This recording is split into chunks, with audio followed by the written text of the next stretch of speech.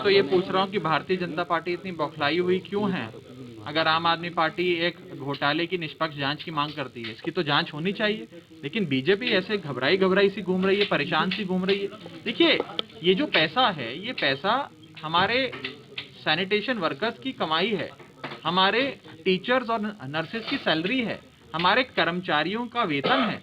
जो पैसा आज कहीं ना कहीं ऐसा लगता है कि एक घोटाले में वो पैसा पूरी तरीके से बहा दिया गया है, और ऊपर से मांग और करी जा रही है कि हमें 13,000 करोड़ और दो, हमें और पैसा चाहिए। अभी किस चीज के लिए पैसा चाहिए? और पैसा डकारने के लिए पैसा चाहिए क्या? एक फूटी कौड़ी का नया काम, अच्छा काम देश के लिए नहीं किया, ना दिल्ली वालों के लिए किया, उसको एक्सपोज करना है। और भ्रष्टाचार, जो एमसीडी जिसे हम मोस्ट करप्ट डिपार्टमेंट के नाम से जानते हैं, उसमें जो भ्रष्टाचार है उसे जनता के सामने रखना। इस वक्त हम बल्ली मारान वार्ड में मौजूद हैं city SP zone chairman Mohammad Sadiq के पास। जैसा कि आप जानते हैं कि आम पार्टी के प्रवक्ता दुर्गेश पाठक जी के आह्वान पर तमाम काउंसलर ने पूरी दिल्ली में जो 2500 करोड़ का घोटाला बीजेपी ने किया, उस सिलसिले में मार्च किया जाएगा। ये क्योंकि बल्ली मारान के पार्षद भी हम इनसे जानना चाहते हैं कि आखिर मामला क्या है। देखिए, जिस तरह सबको पता है, पिछले 15 साल से एमसीडी के अंदर भाजपा शासित है, और आज 15 साल के बाद आज उनकी नौबत आ गई है। आज वो 5-5, 6-6 में तनख्वाह नहीं दे पा रहा है, तो इससे उनकी कार्यशैली सीधी सी सबको नज़र आती है। 15 साल से उन्होंने करा क्या है? उन्होंने कोई काम नहीं किया, सिर्फ एमसीडी में भ्रष्टाचार किया है। चाहे वो कोविड डिपार्टमेंट हो, सिर्फ भ्रष्टाचार किया है।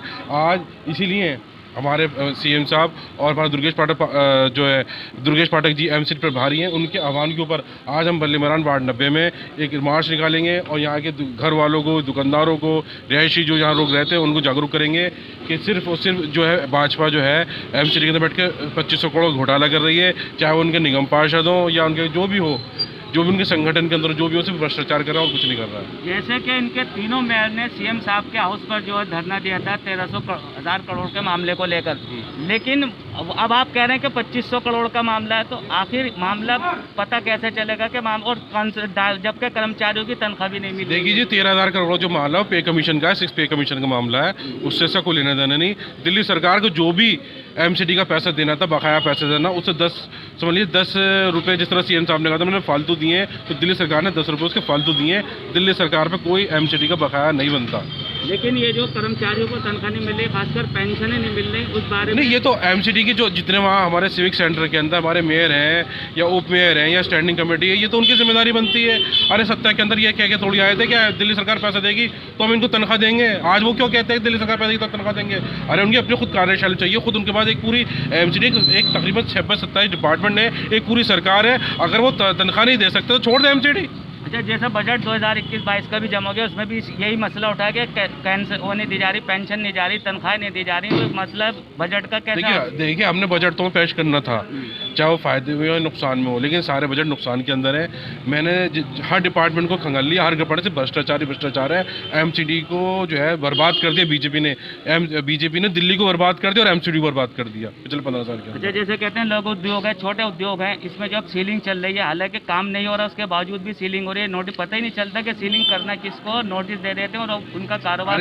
इन्होंने सीलिंग के आगे से भ्रष्टाचार कर रहा है, सिर्फ और सिर्फ भ्रष्टाचार कर रहा है सीलिंग के आड़ के अंदर। अरे कोरोना काल चल रहा है, आदमी को सोचना चाहिए, समझना चाहिए। हर आदमी इस टाइम 2-2 दर रोटी के लिए परेशान है, और आप जिसके घर पे दर पे जा रहा हो और उसकी सीलिंग के आड़ में भ्रष्टाचार चल रहा है। जितने भी एलाइन जितने डिपार्टमेंट के लोग हैं सब भ्रष्टाचार कर रहा है। देखिए, ये था हमारे साथ city SP zone chairman Mohammad Sadiq. इन्होंने कहा कि ये सिर्फ और सिर्फ इस वक्त कॉर्पोरेशन में भ्रष्टाचार चल रहा है, और इसी सिलसिले में हमारे दुर्गेश पाठक जी ने के आह्वान पर हम 2500 करोड़ के मामले को लेकर जो पूरे जितने भी दिल्ली में काउंसलर हैं, वार्ड नेता, इन सब में जो है मार्च निकाला जाएगा। इनके लिए एक मार्च इन्होंने शुरू किया, ये बल्ली मारान मार्च से, तो अब ये यहाँ से मार्च करने जा रहे हैं। बिल्कुल पैसा लगता है, एडवर्टाइजमेंट दिया जा रहा है, उसका पैसा लगता है। बताइए पैसा कहाँ से आ रहा है? जब पैसा है नहीं तो कहाँ से आ रहा है? और जब पैसा नहीं है तो आप एडवर्टाइजमेंट एजेंसियों का क्यों माफ़ कर रहे हैं? आपने एडवर्टाइजमेंट एजेंसियों का 6 महीने का किराया माफ़ कर दिया, आपने 6 महीने पार्किंग वालों पे माफ़ कर दिए। किसी ने कहा था आपसे? मुझे नहीं लगता किसी पार्किंग वाले ने किसी पे एक पैसा छोड़ा हो। जितने भी हमारे ये पार्किंग माफिया ये भी एक अपने आप में बहुत बड़ा घोटाला है। बगैर विपक्ष की उस रजामंदी के इन लोगों ने जो है एडवर्टाइजमेंट का पैसा माफ़ किया, इन्होंने क्या कहते हैं पार्किंग का पैसा माफ़ किया, और उन्होंने साउथ एमसीडी के ऊपर जो हमारा 2400 करोड़ रुपए करीब बकाया था उसको माफ़ कर दिया। ये खुद ही पैसे माफ़ कर रहे हैं और फिर खुद ही पैसों के लिए रो रहे हैं। देखिए, मैंने कहा सैलरी जो है नॉन प्लान से आती है और एमसीडी का दायित्व तो बनता है, प्लान हेड दिल्ली सरकार के हेड पे होता है, लेकिन नॉन प्लान एमसीडी का मामला है। ये फेल हैं, इनको इस्तीफ़ा दे देना चाहिए। इनके पास कोई मुंह छुपाने की जगह है नहीं।